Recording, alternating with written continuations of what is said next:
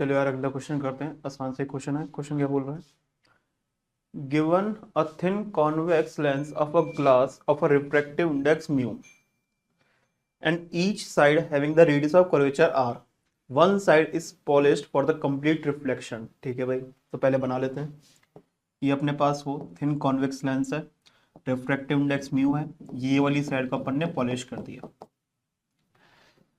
At what distance from the lens an object to be placed on the optical axis so that image get formed on the object itself। मतलब object और image coincide कर रही है। ये तुम्हारी optical axis है, तो ये तुम्हारा ऑब्जेक्ट है, तो ऑब्जेक्ट और इमेज क्या कर रही है? कोइंसाइड कर रही है। ठीक है, तो ऑब्जेक्ट तुम्हारा रियल है, तो रियल ऑब्जेक्ट और ऑफ कोर्स सी बात है कि अगर ऑब्जेक्ट और इमेज कोइंसाइड कर रही है, क्योंकि मुझे पता है कि पूरा सिस्टम किसकी तरह बिहेव करेगा? मिरर की तरह बिहेव करेगा ये। तो इकलौता एक ही मिरर है जिसमें रियल ऑब्जेक्ट और रियल इमेज कोइंसाइड करता है, वो अपने पास कौन सा मिरर होता है? कॉनकेव मिरर होता है। तो ये पूरा मिरर अपना कॉनकेव मिरर के रूप में बिहेव करना चाहिए। ठीक है, और कॉनकेव मिरर के केस में ऑब्जेक्ट और इमेज कोइंसाइड कब करता है? जब ऑब्जेक्ट कहां पर प्लेस्ड होता है? उसके सेंटर ऑफ कर्वेचर पर।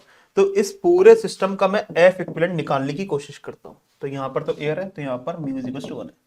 तो ये अपने पास सरफेस 1 है, ये अपने पास सरफेस 2 है। तो ये पूरा जो सिस्टम है वो अपना एक मिरर की तरह काम कर रहा है। तो P equivalent is equal to क्या लिख सकता हूं मैं बेसिकली? तो सरफेस 1 से 2 बार रिफ्रैक्शन हो रहा है इसलिए 2p1, और सरफेस 2 से एक ही बार रिफ्लेक्शन हो रहा है इसलिए बस p2। ये बेसिकली मैंने पावर को इक्वलाइज कर दिया। तो ये पूरा तो अपना मिरर की तरह काम करेगा।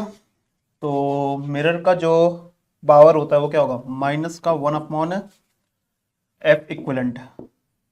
ठीक है, 2 इंटू इस सरफेस का पावर कितना होगा? वो होगा अपने पास म्यू माइनस 1 अपॉन आर के बराबर। ठीक है, अब P2 लिख लेते हैं। तो P2 किसके बराबर होगा?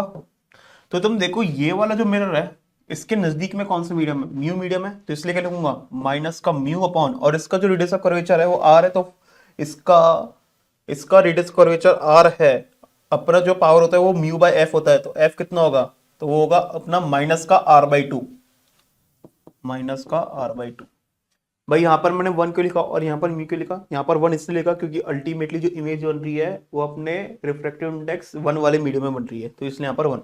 और यहाँ पर म्यू क्यों लिखा? क्योंकि ये वाले पर जब मैं कंसिडर कर रहा हूँ तो पास में कौन सा मीडियम है? म्यू वाला मीडियम। ठीक है, तो यहाँ से तुम देखो माइनस 1 अपॉन एफ इक्विवेलेंट का वैल्यू कितना आ रहा है? वो आ रहा है अपने पास 2 म्यू माइनस 1 अपॉन आर, और माइनस से माइनस गया आ रहा है 2 म्यू बाय आर। तो ये कितना आ रहा है? ये अपने पास आ रहा है, सॉल्व करने पर ये कितना आ रहा है?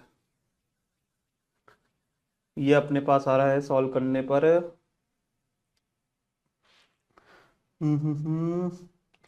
4 mu minus 2 upon R is equal to minus का 1 अपॉन एफ इक्विवेलेंट। तो एफ इक्विवेलेंट अपने पास आ रहा है minus R upon 4 mu minus 2। तो जो तुम्हारा सेंटर ऑफ कर्वेचर होगा वो यहां से कितनी दूरी पर होगा? वो बेसिकली 2f इक्विवेलेंट की दूरी पर होगा।